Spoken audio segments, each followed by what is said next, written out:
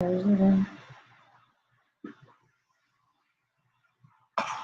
good evening, everybody. Come on in. Come on in. We're going to give you a little time to come on in. Good evening. Happy evening to you. We're going to give you just a little bit of time to come on in.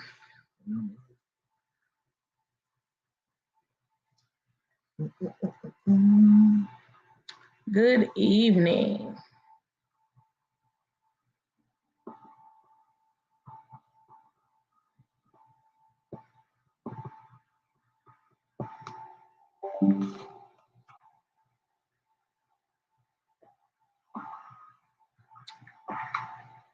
All right.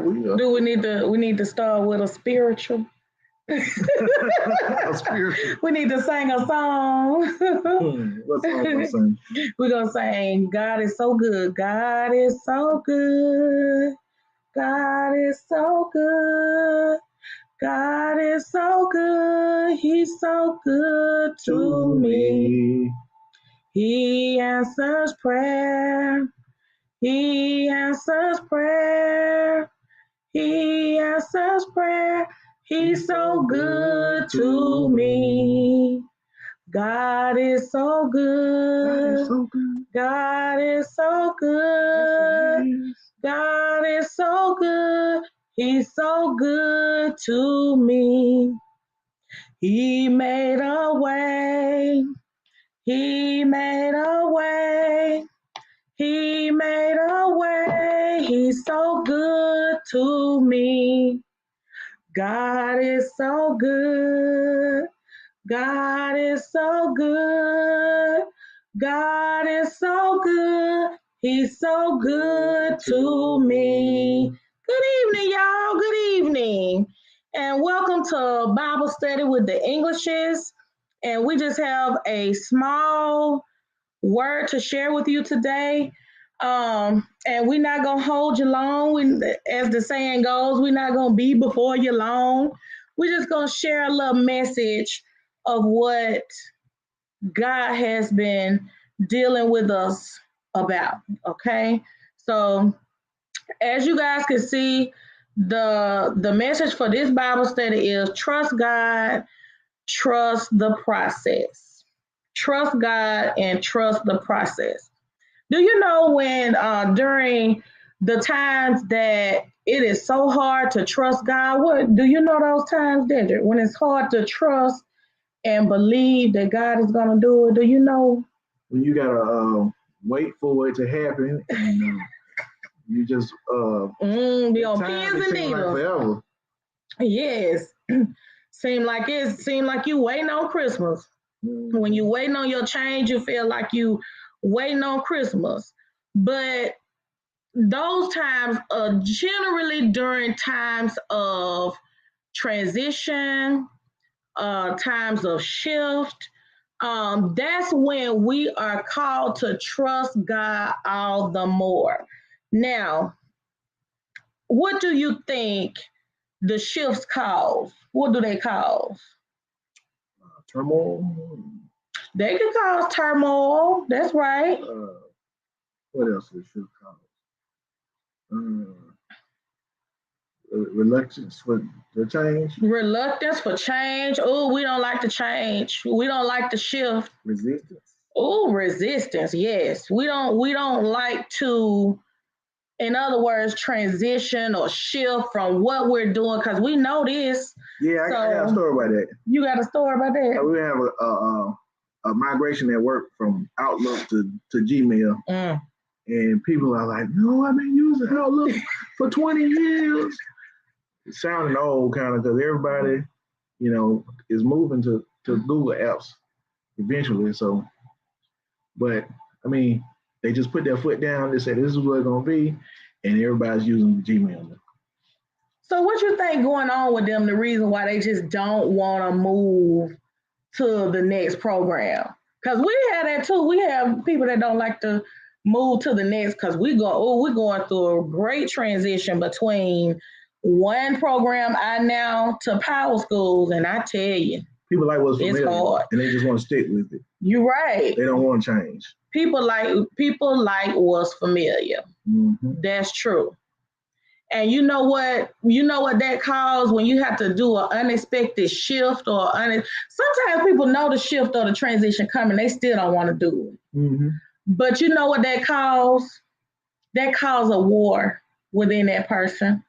You know how they be like on wrestling, they be like, let's get ready to rumble. Yeah. You have that war going on within yourself, and that war that's going on is the faith that you have versus the fear that you have.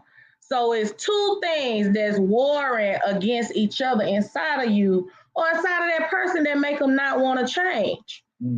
So, you have to understand what that is. But first, let's look at a transition. What is a transition? Moving from one state to another. From Alabama to Florida. I'm talking about state. I'm just joking. From Alabama to Florida. Okay. No. Okay. So anyway, go ahead. What you think of transition? You messed me up with the Alabama to Florida. Okay. So what do you think a shift is? A shift is a subtle change in position. Okay. So this is what the dictionary said, and you're right on track with that. This is what the dictionary say. Transition is the process or period of changing from one state or condition. You looked at my notes. You had the definition already? You doing that? Can you tell me what's the definition of a woman stuff? Okay, so you said what a shift was. So this is the dictionary definition.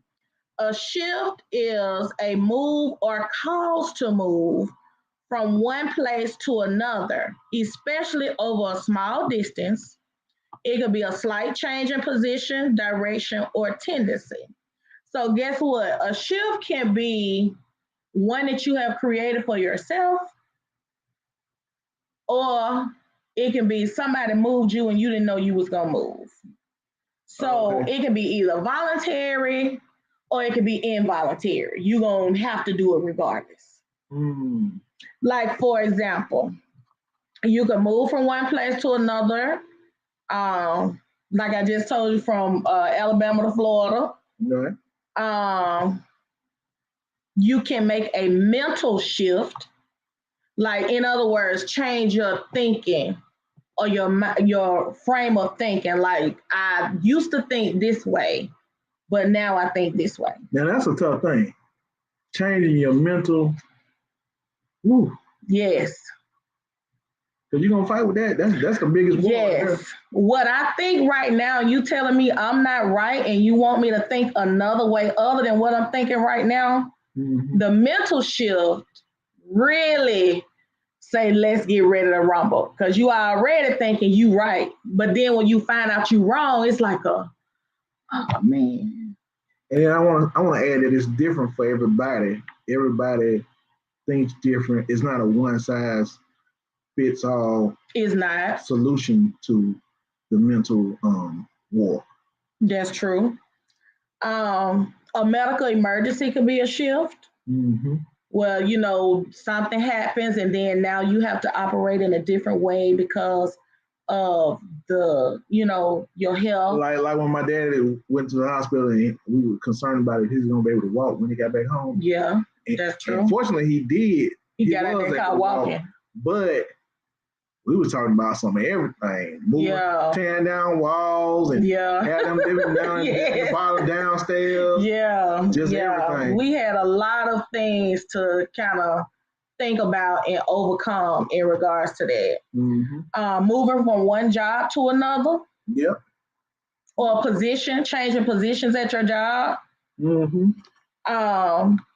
And then you know how we always like to say, your job, life acting up. Everybody acting up, all kind of lives acting up, every way you can imagine. But you know what I thought about when I thought about our shift? What are you talking about? when we first got married, when we talking about trusting God and trusting the process, and how in times of transition or in times of shift, you have to trust and believe that God is going to do what he said he's going to do. You remember when we first got married? Yeah. And we left our honeymoon? Mm-hmm. We went from tour of Florida. We Boca Raton, one of the ballest places ever. And they had a polo stadium and everything. Oh, we did everything. But we went from there to the highway host in Bethel. Yeah, we lived in the highway host. On Bethel Superhighway. If anybody know what a highway host is, right there down the street from the bowling alley. No, not down the street. It's on the same campus as the bowling alley. I ain't been down there in a minute. And we were living in hard times. We did not know where we didn't have a plan. When we got married, we didn't have a plan. We just knew he lived with his parents, I lived with my mama, and we just knew that we would get married and we were in love and we got married. And when we came home, we stayed at the highway host. Yeah, we were winging it for real. We did. We winged it. Okay.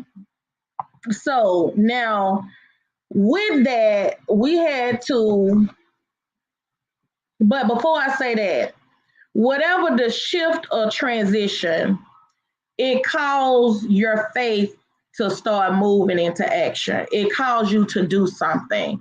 And this is the question that I want to pose to you all right now. What shift or transition is taking place with you right now? What post that in the comments. Or transition is taking place with you right now? Okay, so now the next thing, this is just a reminder. I want to remind you of this. Hebrews 11:1 says, now faith is the substance of things hoped for and the evidence of things not seen. And when it's in times of transition or times of shift, we need to remember that. Faith is the substance. That means you can't see it right now, but you know that God is going to make a way out of no way. You cannot see it. You literally can't. You don't know where it's going to come from, but God. So the stamps. Yeah, that's true. So the stamps you did, you had to move to Michigan.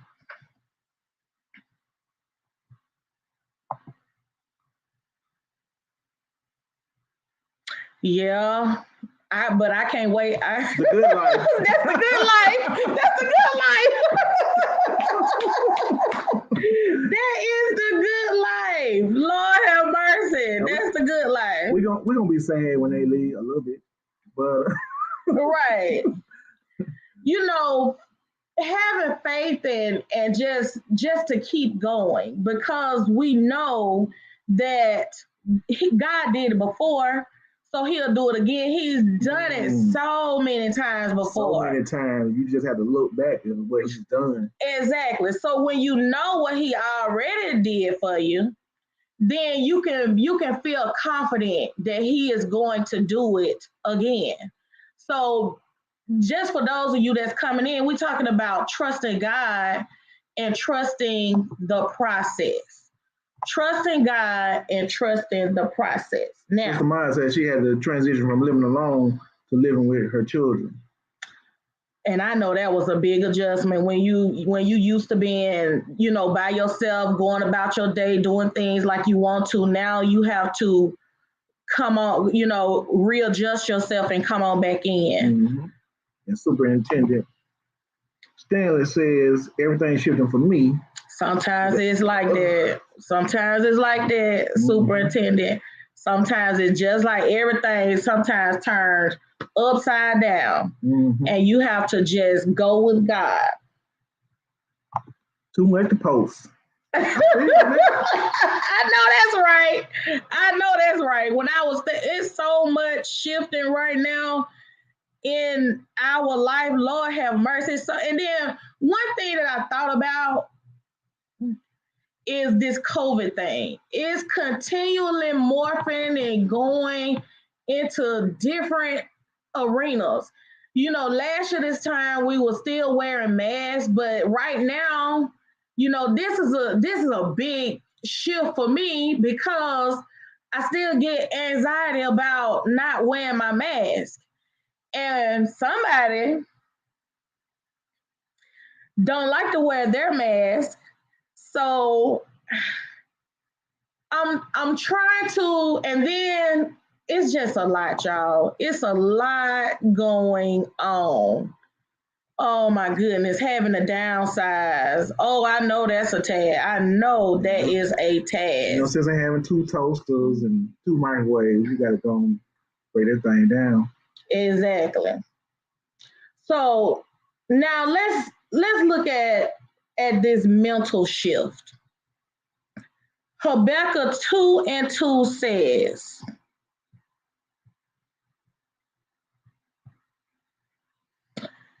and the Lord answered me and said, write the vision and make it plain upon tables that he may run that readeth it.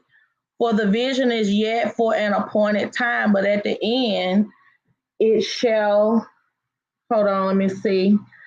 Wait for it because it will surely come. It will not tarry. So when you have to do a mental shift, and right here, we want to talk about what you see versus what you don't see. At one point in time, we had to do like vision boards. Mm-hmm. Well, we didn't have to do them, but I wanted to do them because I feel like God has something greater for us.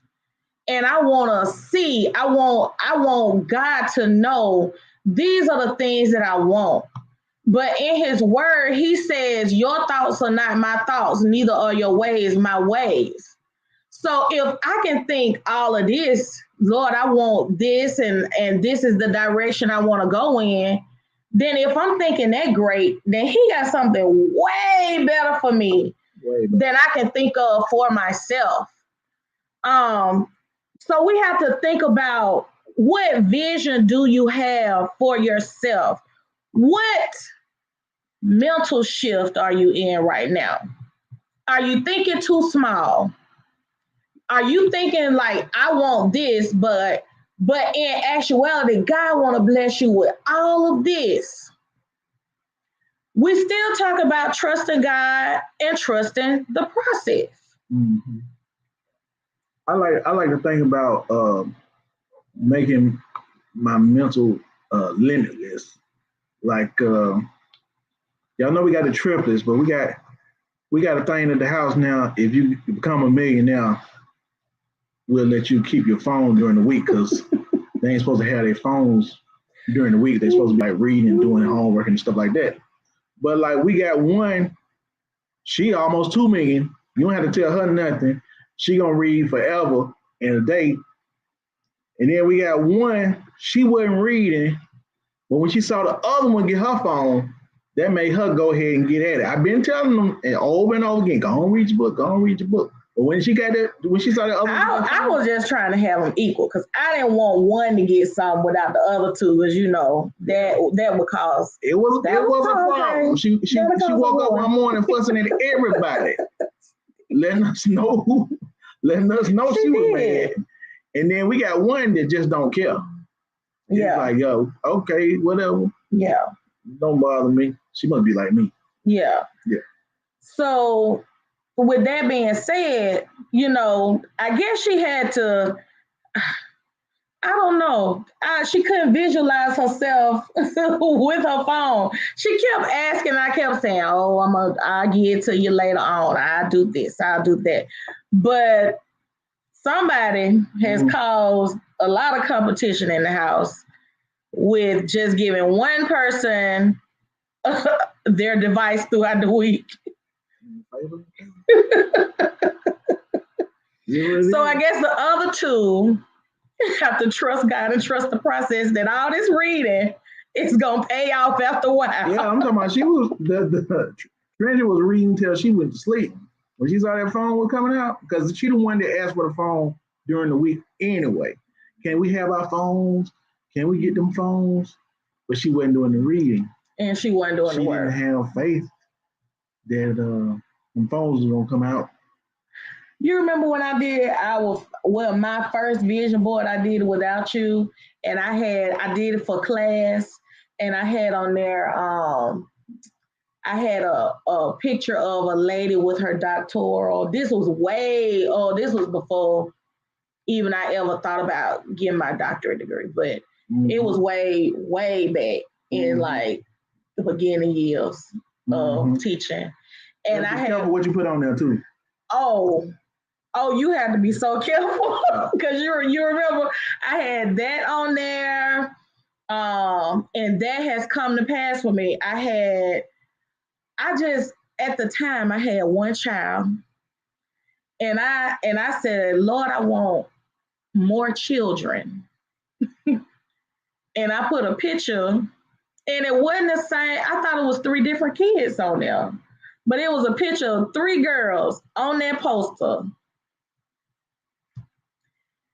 And I have y'all know, it was about 2 or 3 years later, I discovered that we were having triplets. Mm-hmm. And I remember getting that cake. No, I went to you got that cake. For a cake with a black baby on it, and I had to go to Publix, and I ended up at Winn-Dixie, so they had the black baby, but the lady put 2 or 3 babies on the cake? Yeah, she did. She went crazy. I should have told her relax. She did. It was 3 babies on the cake. We just wanted to say we expected. We didn't know. Yeah, we were just having like a, what would you call that? Just like just for my folks. Let them know. It wasn't just to let his parents know that, we were expecting. Yeah, what they call them things nowadays? A reveal. Gender reveal. It wasn't nothing like that. Yeah. Just something small with the family. Now, and on that cake was 3 little babies in different points on that cake. And I have, 2 or 3 weeks later, was it that I went to the doctor? Mm-hmm. And we got the shock of our life. Yes. So however you write the vision, however you write it down, however you visualize it, all you're doing is telling God, this is spoken into existence. Be careful what you speak. And wasn't even trying to. Mm-hmm. But how you present it to God with an honest heart and earnestly give it to him, all you got to do is trust God and trust the process, basically. That's all we're talking about. Writing a vision takes an exercise of faith and knowing that I'm going to write this down and I'm going to pray about it and I'm going to put it in God's hands. And once I give it to him, that's it. Mm-hmm. That's it. Your mind must shift from what you see in front of you to the vision God has given you for your life. Yeah, but it's not just that's it. You do have to make the preparations. Yes, you do. Yeah.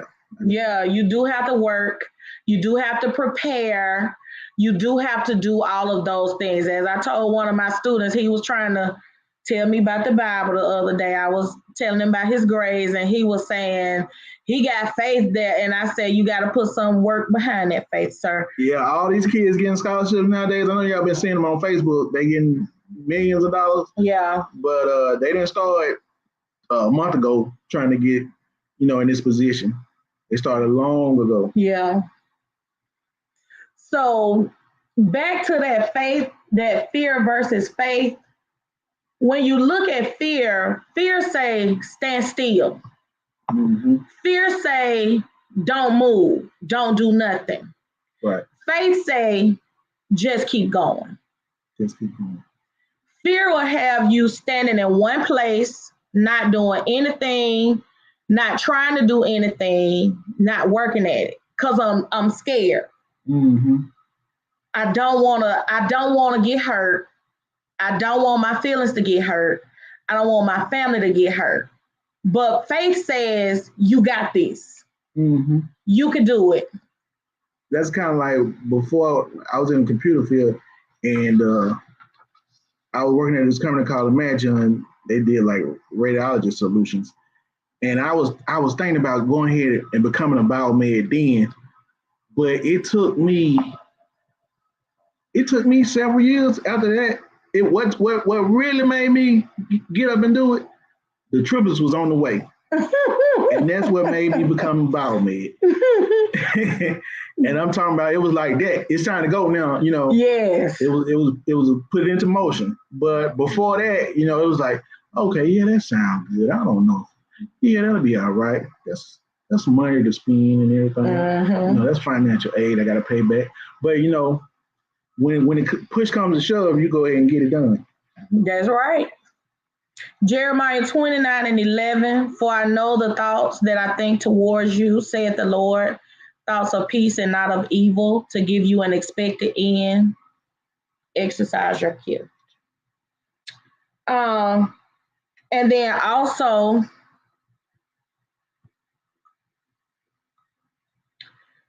2 Timothy 1:6-7, wherefore I put thee in remembrance that thou stir up the gift of God which is in thee by putting on of my hands. For God has not given us the spirit of fear, but of power and love and a sound mind. Faith moves you forward. Because he did it before, he will do it again. You must know that with faith, God is with you. Just keep going. If you take one step, he'll take the next step. And then y'all be moving forward. Okay? Fear says you might offend people. Be quiet. You talking too much. It stops you in your tracks. You don't know what's ahead. Just stay right there. Don't move. So the question is, how do you trust God and fight back? How do you trust God and fight back? Yeah. How do you trust God and, fight off those thoughts and just keep going? Well, to keep going, you gotta not be stuck in a rut. You know how sometimes you can feel depressed or depression because you're not going where you want to go right away, but you just gotta trust the process. It's kind of like when you're buying a home, and the biggest thing I see real estate agents say nowadays is, don't buy a car, relax with the car. We're gonna get you this house. Yeah. We're gonna get you this house. They told us that. But people can't wait. They can't wait. They want to get a car. They want to get and cars easy to get. You get a car today. Yeah. It take a while to get a house. Yeah. But yeah. We were about to get a car. Yeah, I don't know. They told us to stop. Hey, once you've been rejected so many times, you be like, let me go and get this right over here. But guess what? When that car completely stopped at the gas station, I had to get one. we had to go on ahead and get one. So what makes you keep moving forward? What helps you to fight back? Ephesians 6:10-18. I'm not going to read it all. Y'all know what it says. Y'all know what that is. And then once you go through all of the whole armor that is explained, put on the whole armor of God. We wrestle not against flesh and blood, but against principalities. Having done all that, at the end, it says, praying always, in verse 18, praying always with all prayer and supplication in the spirit, and watching thereunto with all perseverance and supplication for all saints. So guess what you fight back with? Guess what you continue to trust God with? The word of God. Mm-hmm. That's all you do. You use the word of God. That's what you use. Because guess what? On the other side is life. On the other side, you win. In this position of transition or shift, move forward knowing that God has your back. So trust God, trust the process, and then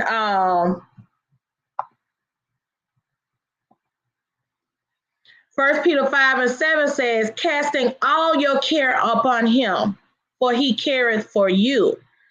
So God got your back. All you have to do is just reflect on times past. And we have presented you with several examples of the things that you might, have to trust God for. It's more things than what we said. It's a variety of transitions and shifts that you might go through in your life. But if you just lay it all at his feet, if you just give it to him, and when fear comes to you, you just quote the word of God. Mm-hmm. And as Ephesians said, having done all of that, having put on your whole armor of God, pray always. When you don't know what to say and you don't know what to do, the answer is prayer. Trust God, trust the process. Trust God, trust the process. Mm-hmm. Well, y'all, that's it. That's Bible study tonight. That's all we got. What the people saying? Sister Maya says, Faith says, step up, step out, and step in. That's a good one right there. That's a good one, Mother Myers. Step up, step out, and step in. That's what I'm talking about. So, okay. So we would like for you to like, share, all that, give great thumbs up. We have Sunday school on Saturday coming up with Mother Myers. We have church on Sunday. We invite everybody to come to church with us on Sunday. Bring your whole family, bring your neighbors, bring your friends. Mm-hmm. Because we like to have church. So we invite you to fellowship with us. Did you want to say something? We got enough seats for your whole family. Just bring them on. We do. Yeah, they can sit. Okay. Yeah, we do. Mm-hmm. Bring them all. And that's it. That's our Bible study. Y'all have a good night. All right. Good night, everybody. Good night.